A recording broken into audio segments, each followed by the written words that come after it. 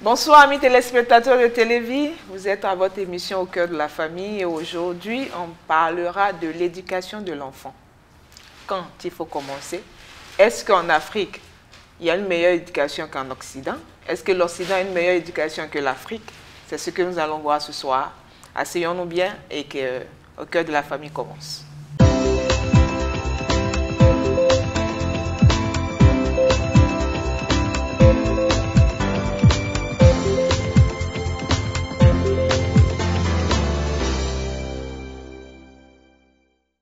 Papa Yao, bonsoir. Bonsoir Maman Yao. Nous avons une invitée sur notre plateau. Oui, nous avons une maman, femme de pasteur, Oui. le pasteur Martin qui est aussi animateur sur Télévie. Et nous allons lui donner l'occasion de se présenter.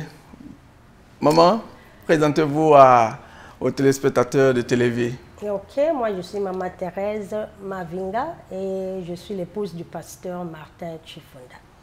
Bonne arrivée sur notre plateau. Merci beaucoup. Papa Yao. Oui, en tout cas nous sommes très heureux et nous savons que les enfants comptent pour Dieu. Pour Dieu, les enfants sont très importants et il nous a confié leur gestion. Et si on le gère mal, on va rendre compte. Si on gère bien aussi, on va rendre compte. C'est pourquoi vous êtes invités aujourd'hui pour venir nous donner des conseils, les conseils à nos différentes familles quant à la gestion de ces enfants-là, quant à l'éducation de ces enfants. Donc, dans les premiers temps, on veut savoir, qu'est-ce que éduquer un enfant veut dire?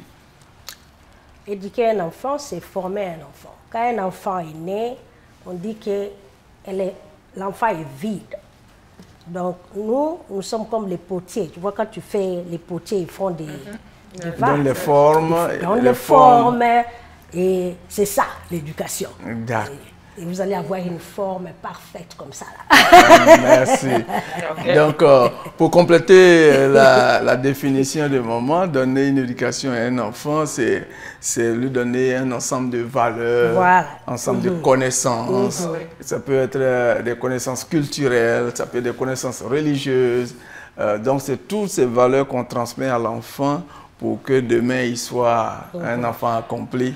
C'est ça, éduquer un enfant. Et comme elle l'a dit, l'enfant, c'est une matière vide. C'est cela. L'enfant naît, c'est une matière vide qu'on doit remplir. Mais qu'est-ce qu'on met dans l'enfant? Voilà. Donc, c'est ce qu'on va mettre dans l'enfant qui va déterminer l'enfant de demain. Donc, si on met une mauvaise graine, ça va pousser. Et si on met une bonne graine, ça va pousser. Donc, l'éducation, si on veut le voir, c'est tout ce qui est, je dirais, bon. Parce que ça peut être mauvais, mais une bonne éducation, c'est ce qui est bon qu'on met à l'intérieur de cet enfant. Ok, Papa Yao, on continue. Oui, mais avant d'aller plus loin dans le sujet, est-ce que notre maman elle-même a des enfants? Parce que si... Je crois qu'elle a... Donc, on va lui donner la parole. Combien d'enfants elle a? J'ai 4 enfants, j'ai 2 filles et 2 garçons. Ça, c'est Amen.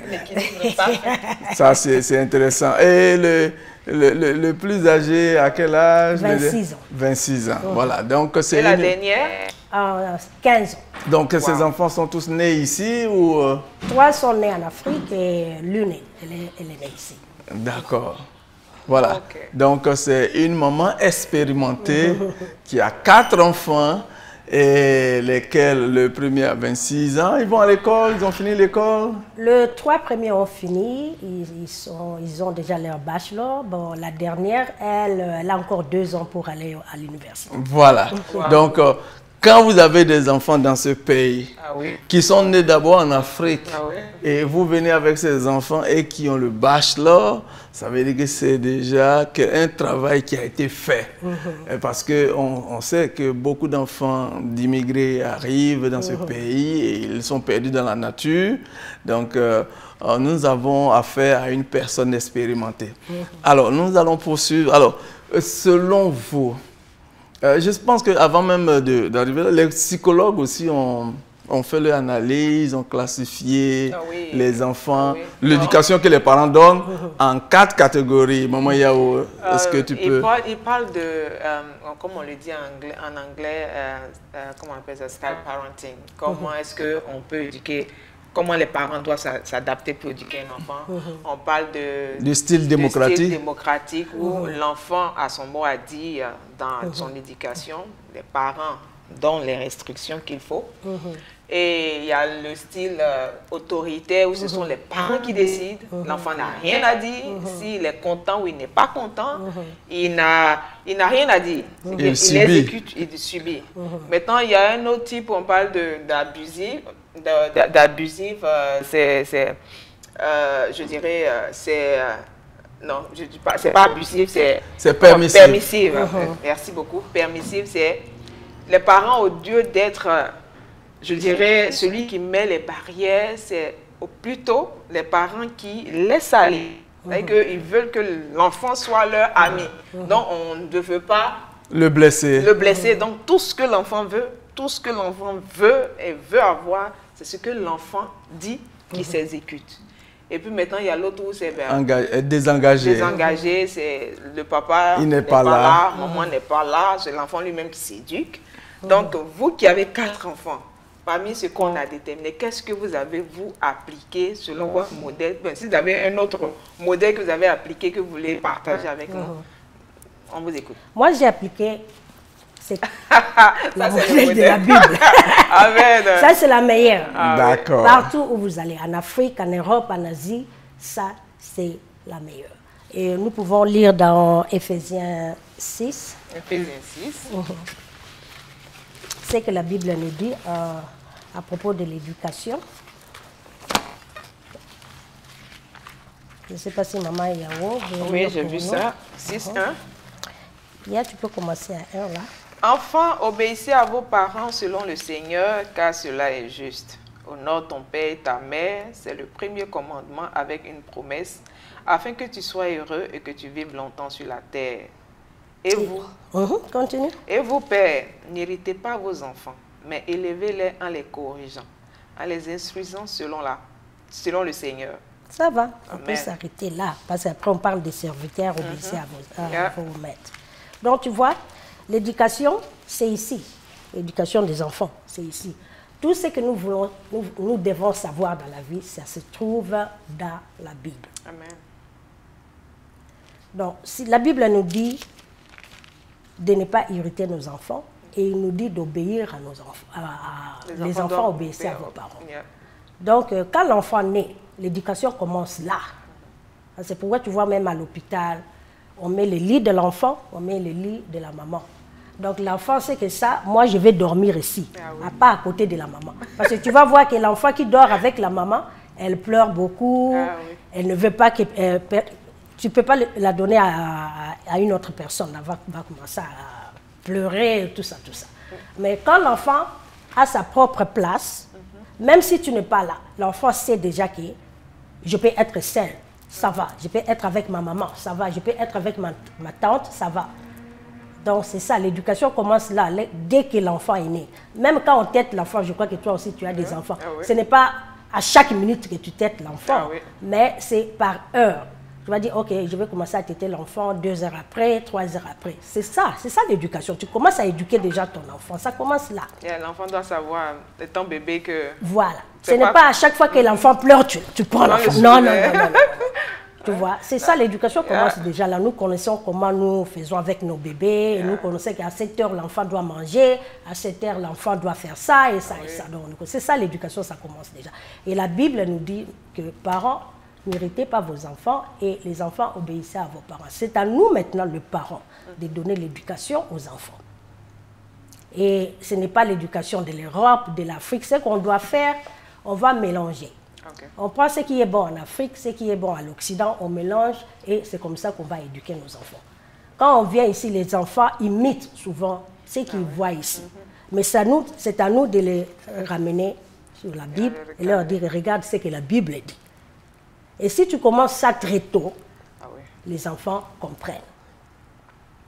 Oui, Quand si on commence très tôt. Très tôt. Parce que tu ne vas pas venir dire à un enfant qui a 15 ans ou voilà. à 20 ans, tu vas lui dire, la Bible dit quoi? Alors que quand il commence à parler, ou il commence à grandir dans la parole, il sait que voilà. Dieu n'est pas d'accord avec certaines choses, mais il fera attention quand il sera d'accord. Et ça, c'est notre rôle. Parce que tu vois, même dans l'Ancien Testament, les gens qui vivaient, ils n'avaient pas la Bible comme ça écrite, mais ils éduquaient leurs enfants à leur parlant et tout ça, et tout ça, et tout ça. Ils les apprenaient ce qu'il faut faire. Donc, nous devons éduquer nos enfants par rapport à ce que la Bible dit. Ok, moi il y a une question qui revient. Quand la Bible dit n'héritez pas vos enfants, qu'est-ce qu'on peut faire qui peut hériter nos enfants? La façon de leur parler, parfois les parents pensent qu'en grondant l'enfant, en donnant des instructions, tu ne peux pas faire ça, tu vois, ça peut hériter l'enfant. Mais parfois il faut seulement parler, la parole. Parler à l'enfant. Parfois, ça veut dire qu'on ne peut pas être dur avec l'enfant. On va être dur avec l'enfant. Oui. En parlant à l'enfant. Si tu fais ça, demain, je vais prendre ce téléphone-là, tu ne vas pas l'utiliser. Si tu fais ça, demain, tu ne vas pas aller à la fête avec tes amis. Tu vois, les enfants, il y a beaucoup de façons d'éduquer l'enfant.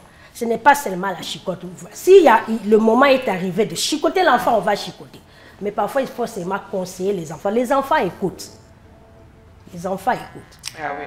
Il faut qu'on ait l'habitude de parler avec nos enfants. Ce n'est pas comme en Afrique. Tu vois, c'est ce que je vais dire maintenant, l'éducation occidentale. Yeah.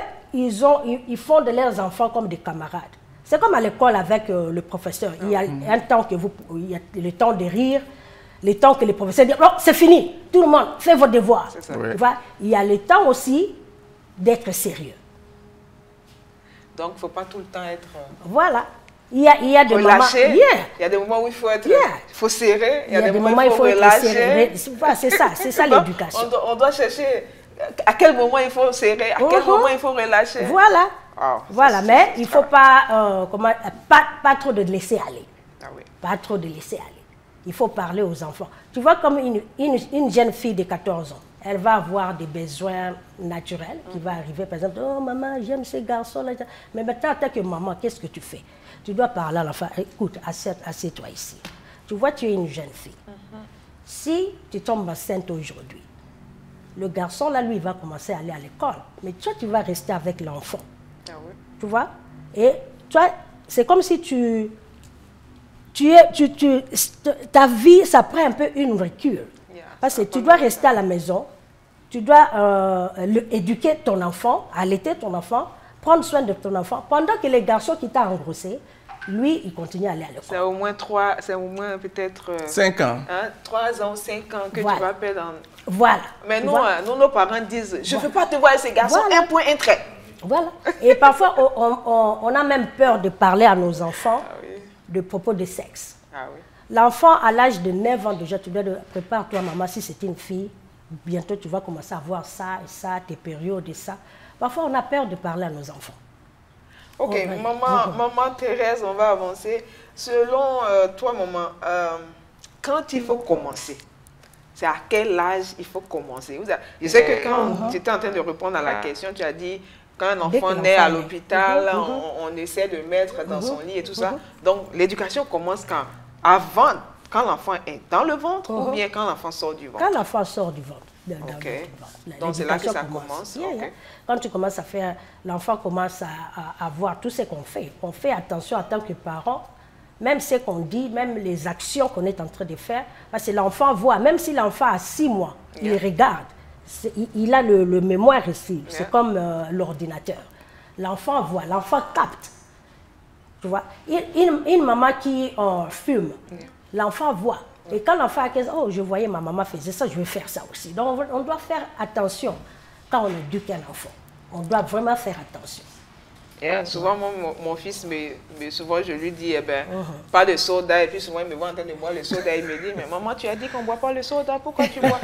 Parce que si ce n'est pas bien pour les enfants, ce n'est pas bien pour les grandes personnes. Voilà. Il dit, oui, tu as raison. Mais de temps en temps, tu peux prendre, je peux vous laisser boire Donc, c'est ça, l'enfant imite beaucoup ce qu'on fait. Ça, en tant que parent, il faut qu'on le sache. Il faut qu'on fasse très attention. On ne peut pas interdire à un enfant de faire quelque chose et puis l'enfant va nous voir nous-mêmes en train de faire. Et ce n'a pas du sérieux. Si l'enfant te dira, mais si on ne doit pas le faire, pourquoi papa le fait? Pourquoi maman le fait? Voilà. Ok. Papa Yao, tu as une question? Oui, avant de passer à la question, nous allons passer à un moment de break.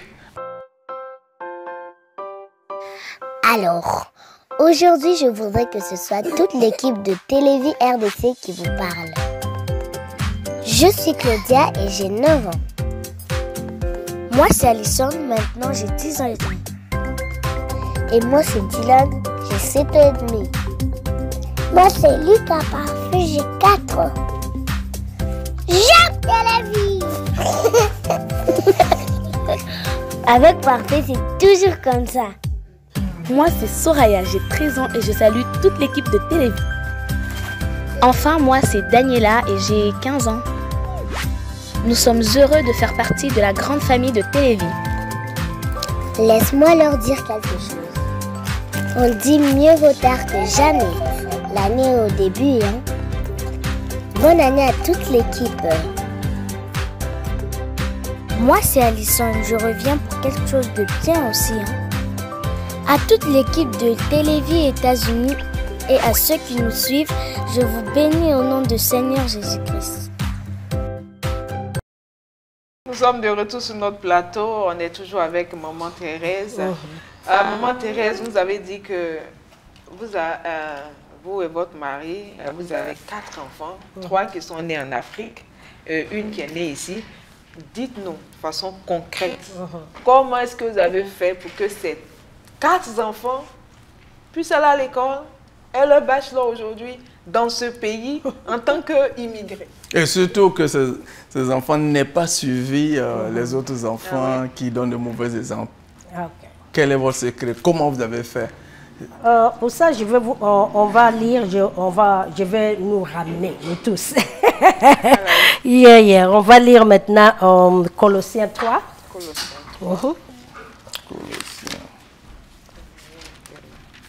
Donc, on va voir d'où ça vient et comment ça a commencé.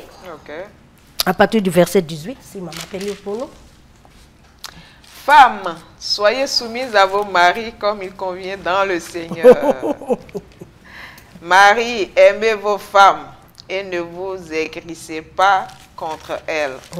Enfants, obéissez en toutes choses à vos parents, car cela est agréable dans le Seigneur. Père, n'héritez pas vos enfants. Ça, on était déjà, c'est la même chose qu'on avait. Amen. Amen. Ça, c'est la loi du Seigneur. Comme j'ai dit, tout vient d'ici. Oui. Les enfants, ils regardent les parents. En tant que maman, si j'obéis à mon mari, les enfants regardent. Oui. Ils voient comment je fais. Quand mon mari me respecte, il m'aime, les enfants voient, les garçons, ils voient. Les filles, ils voient. Ce que moi je fais en tant que maman, c'est ce que les seigneurs... L'ambiance de la maison, c'est le premier élément que les enfants voient. Et quand ils vont dehors et qu'ils viennent à la maison, ils voient la différence. Ils comparent. Tu vois.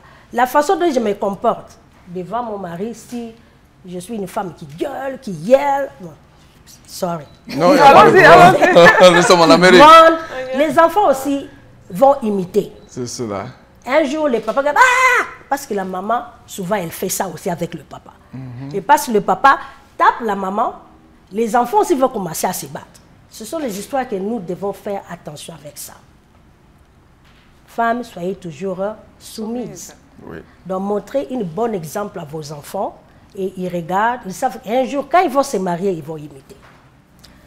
Maintenant, mes enfants, quand ils ont atteint l'âge de compréhension de la Bible, on a commencé à les prêcher.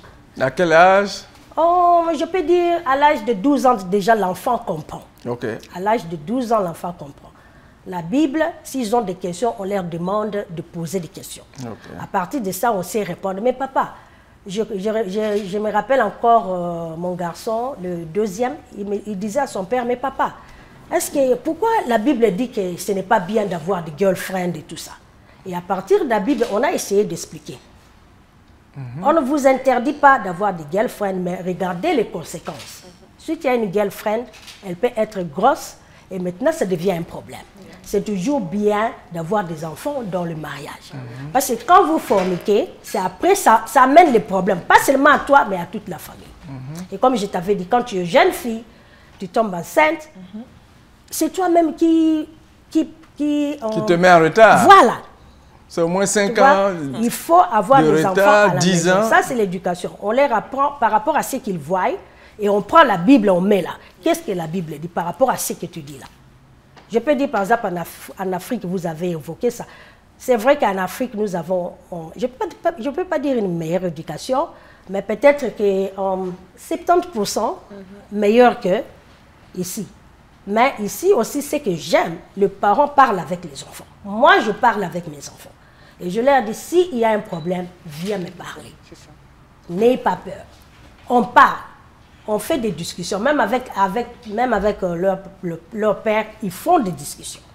Mais papa, mais pourquoi ça et ça? On discute avec. Il n'y a pas de tabou. Mais tu verras en Afrique, parfois, il y a des discussions que la maman ne veut pas. Non, en Afrique, nous, on peut pas. Style autoritaire. Voilà. C'est ce que papa dit, maman dit qu'on fait. Le reste là, il faut garder quand tu auras tes enfants. Et chaque fois qu'on voyait nos enfants faire des histoires, on dit, écoute, c'est vrai que nous sommes venus dans ces pays et vous voulez imiter les autres, mais ce n'est pas bien d'imiter les gens. Il faut être toi. Tu vois, il faut être toi-même. Vous devez donner un exemple en tant que des enfants de Dieu. Mais si on prend les enfants de Dieu dehors, ce n'est pas seulement les chrétiens qui savent comment éduquer leurs enfants. Même les gens qui ne sont pas chrétiens, ils savent comment éduquer leurs enfants. Oui. Ça ne dépend pas des continents, des pays. L'éducation, c'est l'éducation. L'éducation, c'est à la maison. Donc, maman, excuse-moi, si un parent immigré dit que c'est parce que je suis venu aux États-Unis ou bien je suis en Europe que mes enfants sont mal éduqués. Non. Ça, ce n'est pas vrai. Ce n'est pas vrai. Ce n'est pas vrai parce que tu réussis l'éducation de ton enfant de 0, je peux dire, à 12 ans. Mettons 15 ans si nous voulons être un peu. Parce qu'après 15 ans, c'est fini. Et moi, je pense que l'enfant, de 0 à 15 ans, c'est là où l'enfant a beaucoup plus peur des parents. C'est là où l'enfant écoute beaucoup plus les parents. Quand ils ont l'âge de 18 ans, ils commencent à se révolter. Quand tu as réussi l'éducation de l'enfant à cet âge-là, early, donc, comment on dit ça encore? Plus tôt, c'est le meilleur. Tu vois? À l'âge de 7 ans, déjà, l'enfant va à l'école, non? Il est peut-être à première, deuxième et tout ça. Et il sait que je dois me laver. Il sait que je dois me réveiller tôt. Donc, il doit dormir tôt. Pour qu'il se réveille tôt. Tu vois? Moi, ma fille de 15 ans, c'est elle-même qui me réveille. Elle se réveille chaque jour à 5 h du matin. Et dès qu'elle finit de se laver, elle dit, maman, réveille-toi, il est 5h30. Parce qu'elle sait que moi, je me lave à 5h30. Parfois, quand elle ne se réveille pas, moi, je pars en retard. Il ne faut pas qu'elle est éduquée comme ça. Il ne faut pas attendre que maman vienne faire tout pour toi. Il faut être responsable. Et je peux même te dire encore que moi, tous mes enfants à l'âge de 15 ans, j'ouvre un compte bancaire. Je dis, ok, à partir de maintenant, tu comprends, tu sais compter, je veux que tu commences à exercer comment on fait avec l'argent. Pourquoi on doit garder l'argent dans la banque et tout ça et tout ça. Et à l'âge de 18 ans, j'ai fait un effort de, comment on dit, build the credit score. Je cherche de construire. Parce que dans ces pays ici, chacun doit avoir un credit score. Parce que si tu n'as pas ça, c'est difficile de faire les histoires. Nous connaissons ça. Bon, peut-être si on est au pays, on doit apprendre les enfants à être responsables. Une fille de 12 ans déjà, elle doit commencer à préparer. Toutes mes filles ont commencé à préparer à l'âge de 12 ans. Je dis, tu dois savoir à préparer. Et parfois, on oublie d'apprendre aussi aux garçons. Ah oui. Ce n'est pas seulement les filles qui doivent préparer. Ce sont les non.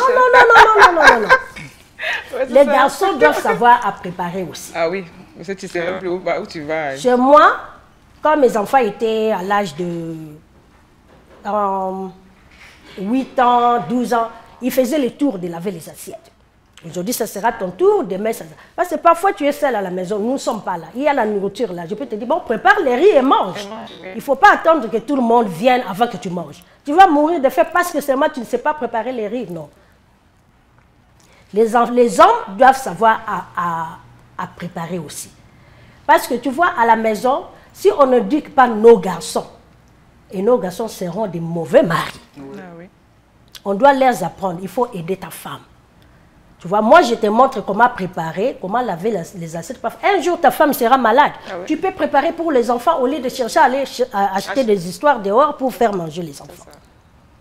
Tu vois, c'est ce que je fais avec mes enfants.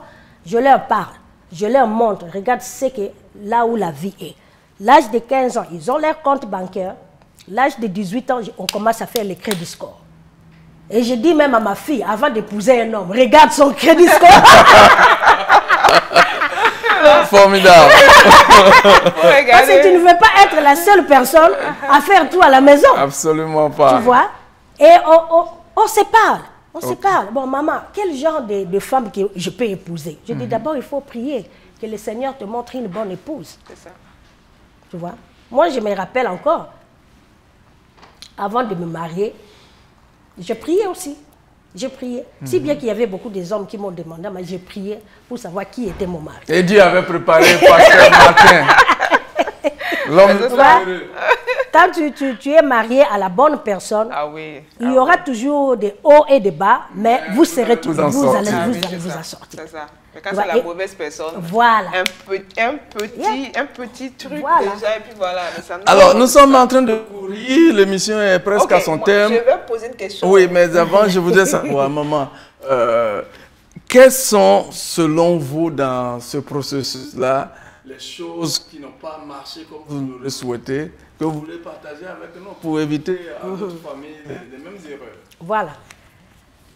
Vous pouvez avoir des enfants, vous pouvez éduquer les enfants. Après, je peux avoir 2 enfants, je les éduque de la même façon, mais il y a aussi des exceptions. On peut faire un effort, on donne tout à l'enfant, on l'éduque, on lui montre les bonnes manières, mais l'enfant finit par dérailler. Mais ça, ce n'est pas une raison pour se décourager. Il faut toujours continuer. Tu restes parent jusqu'à la mort. On reste parents jusqu'à la mort. C'est pourquoi tu vois, quand la fille est divorcée, elle revient à la maison. Quand ton garçon a des problèmes, il revient à la maison. Parce que les parents, nous resterons des parents jusqu'à la fin. Ce n'est pas qu'à cause de l'éducation que nous sommes en train que tous les enfants seront... Il y a toujours des exceptions. Les enfants qui sont toujours... Moi, parmi mes 4 enfants, il y a un toujours qui me donne mal à la tête. Il le faut. Tu vois, il y a un toujours qui me donne mal à la tête. Tout ça aussi pour nous dire que c'est la grâce de Dieu. C'est la grâce de Dieu, tu vois. Mais malgré ça, j'essaie de... Je lui mets à soi, mais qu'est-ce qu'on peut faire? Qu'est-ce que tu veux? Bon, maman, moi, je veux ça, je veux ça, je veux ça. Bon, ok, je vais t'aider avec ça. Tu penses que ça va aller? Maman, essaye-moi et tu vas voir. Tu vois, parfois, on doit aussi aider les enfants.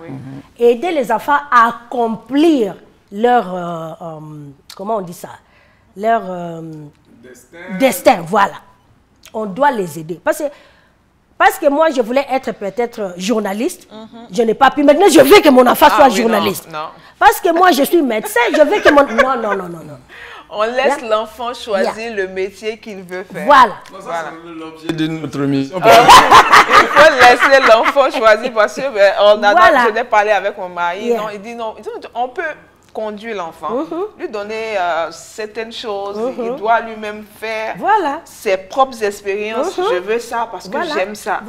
Et quand un enfant est dans quelque chose qu'il aime, quel que soit le stress qui va venir, il sait que c'est par amour qu'il est là. Mais alors que s'il est là parce qu'on l'a obligé, il va dire c'est papa qui a fait que je suis là, c'est maman qui a fait que je suis là. Et je ne veux pas entendre ça, une phrase là, quand je serai vieille quelque part. Pour ne pas te couper, moi j'ai ma dernière fille. Qui veut être fashion design. Donc, quand elle a fini high school? Not high school, because now she's in middle school. Elle s'est inscrite elle-même à la Guardia High School. Parce qu'elle veut être là. Et normalement, on devait déménager. Mais elle me dit, maman, pourquoi on va déménager? Cette école ici, j'ai beaucoup travaillé. Je me suis mis vraiment à fond pour aller dans cette école. Maintenant, on doit déménager. Et si on déménage, tout est perdu pour moi. Donc maintenant, je ne peux même pas déménager parce que je dois attendre 2 ans jusqu'à ce qu'elle finisse pour qu'elle aille à l'université. Parfois, on doit se sacrifier pour leur réussite. Pour leur réussite. Parce que c'est ce qu'elle veut. Maman Thérèse, nous sommes en train de courir, nous sommes à la fin de l'émission. C'est vraiment un plaisir de parler de famille, de parler d'enfants. Amis téléspectateurs, vous avez suivi. L'éducation commence quand l'enfant sort du ventre de sa mère. C'est là que ça commence. Que le Seigneur vous bénisse et que la gloire du Seigneur resplendisse dans vos foyers. Bye bye.